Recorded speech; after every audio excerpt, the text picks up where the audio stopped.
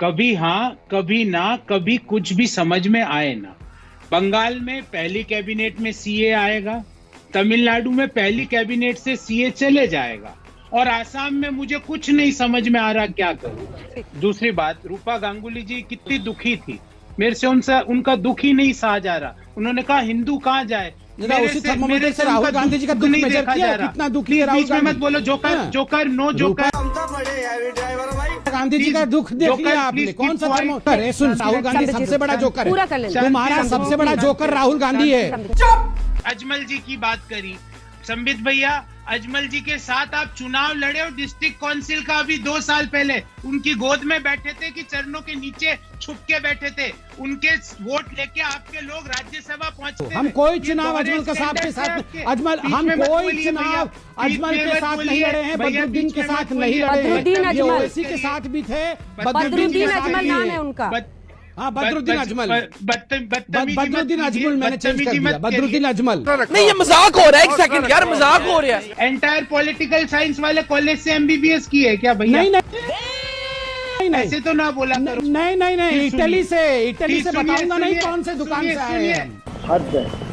लेकिन मैं पूछना चाहता हूँ, ये देखिए प्रधानमंत्री और संबित पात्रा जी जहां भी जाते थे मैं शुरू से सुनता था ये बाप बेटे की सरकार है, ये माँ बेटी और बाप ने जम्मू कश्मीर को लूट लिया, सत्ता की हवस और भूख उन्हीं के साथ सरकार बनाकर मिटाई। वेस्ट बंगाल जाते थे, भाग मुकुल भाग, सीबीआई आ रही है, बोले शारदा नारदा में लूट लिया, वो हेमंतो बिस्वा शर्मा, वो मुकुल रॉय, उनको शामिल कर लिया, उससे पेट नहीं भरा तो उसके ब्रांड एम्बेसडर मिथुन चक्रवर्ती को इन्होंने ले आए। तो आज हम कर रहे हैं बातचीत नए कोबरा से। आप कोबरा हैं क्या वाकई में? ये तो उतार लो भाई, मेरे को डर लग रहा है। कोई शक नहीं, शक तो नहीं है, बिल्कुल नहीं था। कौन सा किंग कोबरा आपने कहा ना? चुनावी जुमला पार्टी के राष्ट्रीय प्रवक्ता यहाँ बैठ के स्वीकार कर रहे हैं कि हम तो चुनाव के हिसाब से बोलते हैं, ये इनके खुद के शब्द हैं। और ये बड़े पाक साफ बनते। पूछिए ना इनसे, मोहम्मद फारूक कौन है? अरे पंडितों के कत्ल का आतंकी, जिसने 10 साल जेल में बिताए, उसको भारतीय जनता पार्टी ने सत्ता की भूख मिटाने के लिए जम्मू कश्मीर के वार्ड नंबर 33 से टिकट दे दिया। आपका सफाया हो रहा है संबित पात्रा जी। अरे मत रात स्वाद जब मैंने सीधी बात आपसे की थी तो आप एक फिल्म करके आए थे। हाँ सर, चले राइट सर। अब मैं देखता हूँ वहां से कहां से चलते कहां चल करके आ गए आप। ये बहस हम कर रहे हैं डॉक्टर संबित पात्रा, ये बताइए, जो शिखा जी ने पूछा था ब्रेक के पहले, वो पूछ रही है कि आपने जो पूरी लिस्ट गिना दी, तो आपने तो पीएम को ही झूठा साबित कर दिया, जिन्होंने बीते दिन कहा था कि हमें यहाँ काम नहीं करने दे रहे, केंद्र की स्कीम्स को लागू नहीं होने दे रहे। देखिए, पहली बात तो मैंने अभी सुना टीएमसी की विधायिका शिखा जी ने जो मेरे से सवाल पूछा, मैं उसका जवाब देता हूं और पूरा मैं आंकड़े लेकर आया। ओह सॉरी, वो सीनियर जर्नलिस्ट है। आई एम सॉरी, ओह मैं अभी सांसद बोलने वाला था, sorry, I will check my facts because I don't have a TV in front of me, तो मैं देख नहीं पाया, मुझे लगा कि वो टीएमसी की सांसद या विधायक है। तू ये जितनी बातें कर रहा है ना गोल गोल,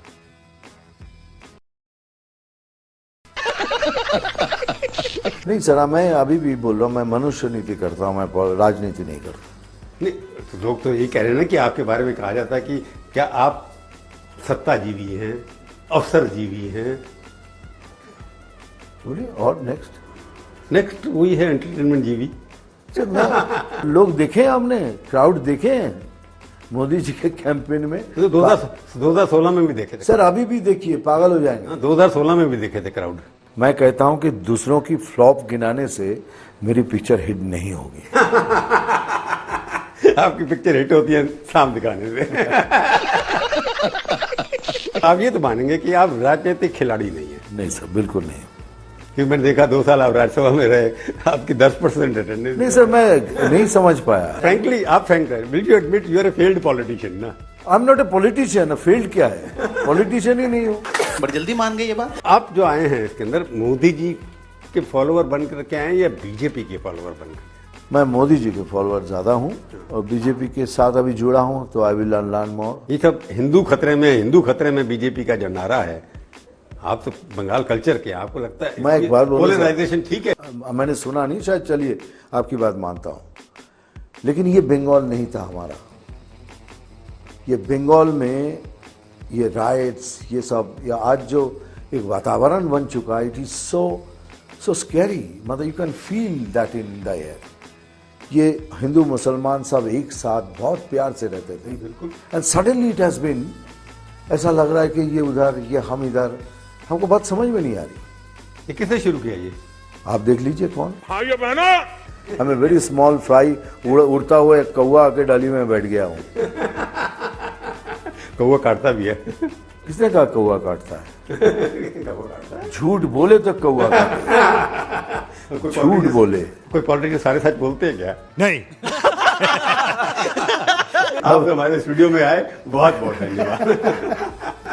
अभी आपसे बात करके आप भी कमाल हो, रियली।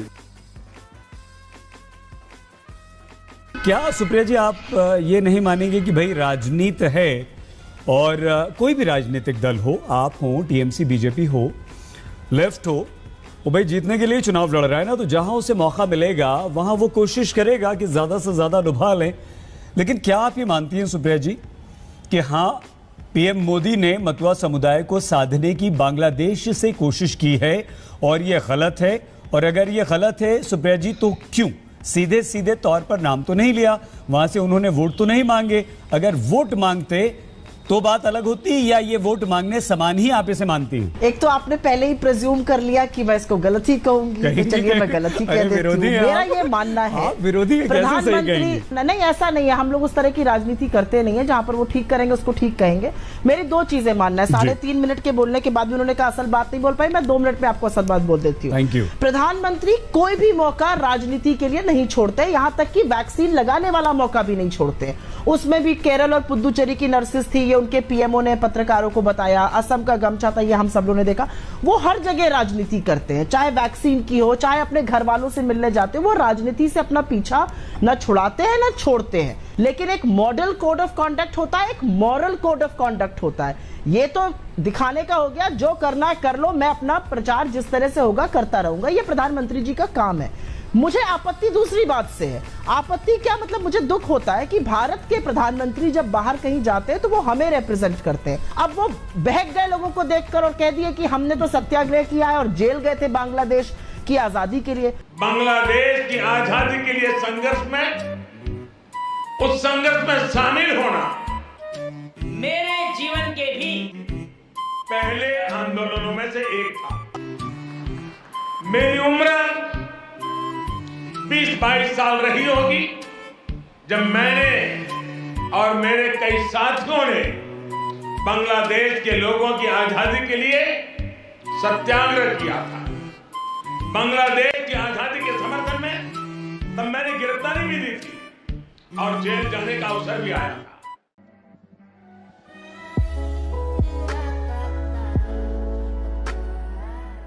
यानी बांग्लादेश की आजादी के लिए जितनी तड़प इधर थी, उतनी ही तड़प उधर भी थी। चल झूठा। फ्लैशबैक। तो ये सारे नए नए अनुभव होने लगे, हिमालय की दुनिया में चल पड़ा, बहुत कुछ भटका, बहुत कुछ घुमा, दुनिया देखी, और ये सब 18-20 साल 22 साल की उम्र में ही करता रहा मैं। क्या बोला तूने?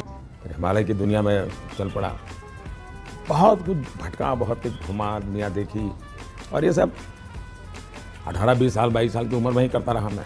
ये बिक गई है गवर्नमेंट। भाई हिंदुस्तान तो बांग्लादेश के साथ खड़ा था। इंदिरा जी ने तो 2 टुकड़े कर दिए थे पाकिस्तान के, और बांग्लादेश की उत्पत्ति हुई थी, अमेरिका के दबाव तक की चिंता नहीं करी थी। तो आपको जेल किसने भेज दिया था? मोदी जी। बहक कहे जाते हैं, कहां की बातें करने लगते हैं। मुझे ऐसा लगता है प्रधानमंत्री पद की एक गरिमा होती है, वो गरिमा और वो नैतिकता कहती थी कि वो सिर्फ जाते 50वीं वर्षगांठ अटेंड करके आ जाते, लेकिन मोदी जी राजनीति कभी छोड़ते नहीं है। मैं सिर्फ इतना जोर निवेदन करती हूँ प्रधानमंत्री जी से कि थोड़ा सा इतिहास से वास्ता रखिए, इतिहास से पलड़ा मत झाड़िए और ऐसी बातें मत बोलिए जो आपकी खिल्लियां उड़ाए और प्रधानमंत्री पद का उपहास।